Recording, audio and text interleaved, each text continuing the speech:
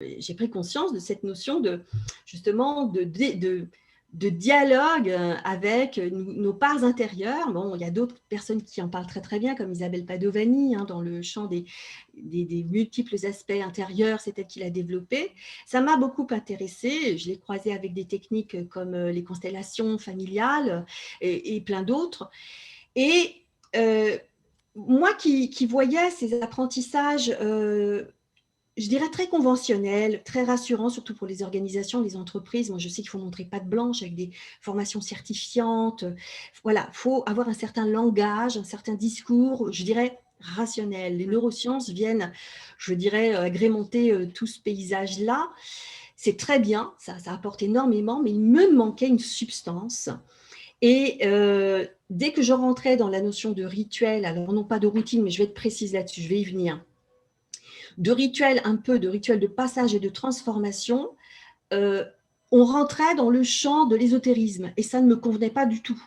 Et je me disais, mais en fait, il y a une espèce de séparation entre, d'un seul coup, le champ des rituels, la magie, la ritualisation avec des incantations, tout ça, c'est très ésotérique d'un côté, et de l'autre côté, c'est très conventionnel, très rationnel, neurosciences. Je me suis dit, il y a un pont à faire, il manque quelque chose.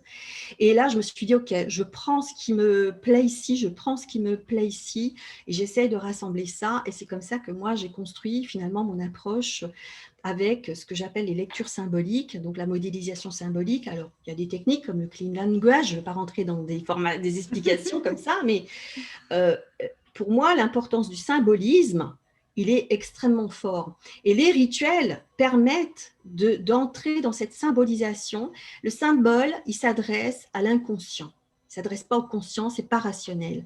Il parle de l'inconscient. Lionel Nakache, on parle très bien dans différents livres, c'est un neuroscientifique français très réputé. Et il y a aussi effectivement des personnes qui ont des approches autour du symbolisme. Et je trouvais qu'à travers le rituel, on enrichissait considérablement quelque chose d'applicatif. Parce que moi, il fallait que ce soit applicatif. Comprendre, la théorisation, c'est bien, mais j'ai besoin que ce soit concret, qu'on puisse en faire quelque chose qui transforme et qui aide les personnes à aller d'un accompagnement conventionnel, certes bien utile, et d'intégrer, je dirais, la magie du monde, la psychomagie dont parle Jodorowsky, tous ces actes symboliques profonds, forts, qui parlent aux autres aspects intérieurs, à l'inconscient, au cœur et au corps, hein, c'est-à-dire vraiment cette intelligence du ressenti profond, qu'on appelle aussi intuition, qu'on appelle l'âme, qu'on appelle la voix intérieure, qu'on appelle le maître en soi, celui qui sait, tout ça en fait. Et le rituel, pour moi, c'est ce qui permet.